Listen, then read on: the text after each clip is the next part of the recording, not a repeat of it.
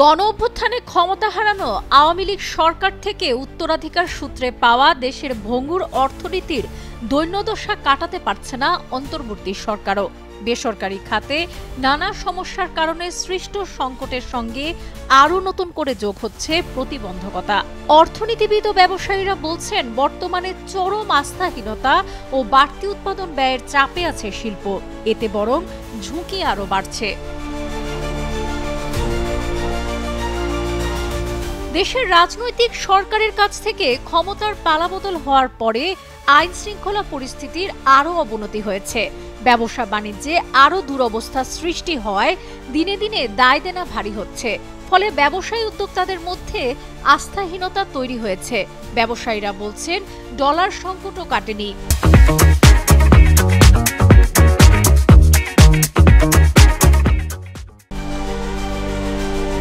দফায় দফায় কর কাঠামোর পরিবর্তন, গ্যাস বিদ্যুতের দাম বেড়েছে, তবু ঘাটতি আছে। উচ্চ সুদের হারে ব্যয়ের চাপ বেড়েছে, কমে যাচ্ছে রপ্তানি আয়, শিল্পের উৎপাদন। এমন পরিস্থিতিতে বাড়ছে শ্রমিকের বেতন, বৃদ্ধি পেয়েছে সব ধরনের কাঁচামালের দাম। এসব কারণে বেড়ে যাচ্ছে শিল্প কারখানার উৎপাদন ব্যয়, যার সরাসরি চাপ পড়ছে ভোক্তার ওপরে।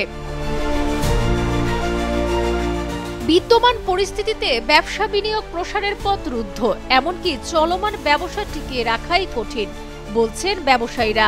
শিল্প খাতে এক বছরের ব্যবধানে উৎপাদন ব্যয় বেড়েছে 20 থেকে 40% পর্যন্ত। সব মিলিয়ে শিল্প খাতের আকাশী অমানিসার অন্ধকার দেখতে পাচ্ছেন উদ্যোক্তারা। যদিও অন্তর্বর্তী সরকার পরিস্থিতি সামাল দিতে চেষ্টা করছে, কিন্তু তেমন সুফল দেখা যাচ্ছে না। দেশের অর্থনৈতিক সংকট উত্তরণে একের পর এক পরামর্শ দিয়ে যাচ্ছে আন্তর্জাতিক দাতা সংস্থাগুলো। পরিস্থিতি উত্তরণে আন্তর্জাতিক মুদ্রা তহবিলে ঋণ দিলেও সঙ্গে আছে কঠিন শর্ত। এই শর্ত বাস্তবায়নে জনভোগান্তি বাড়ায় বিপাকে পড়েছে সরকার। মূল্যস্ফীতির প্রভাবে ভোক্তাদের আয়ের সঙ্গে ব্যয়ের সমন্বয় হচ্ছে না, ফলে পণ্যের বিক্রি কমে গেছে। এর নেতিবাচক প্রভাব পড়েছে ব্যবসা বাণিজ্যে। তাই এখন শিল্প টিকিয়ে রাখাই কঠিন হয়ে পড়েছে। ব্যয়ের চাপ সামলাতে না পারায় ক্ষুব্ধ হয়ে উঠেছেন ব্যবসায়ীরা, পাশাপাশি সাধারণ মানুষও। বর্তমান পরিস্থিতিতে শিল্প, ব্যবসা বাণিজ্য রক্ষা এবং জনজীবনে স্বাভাবিক অবস্থা ফেরাতে ব্যবসার অনুকূল পরিবেশ তৈরির দাবি করছেন ব্যবসায়ীরা।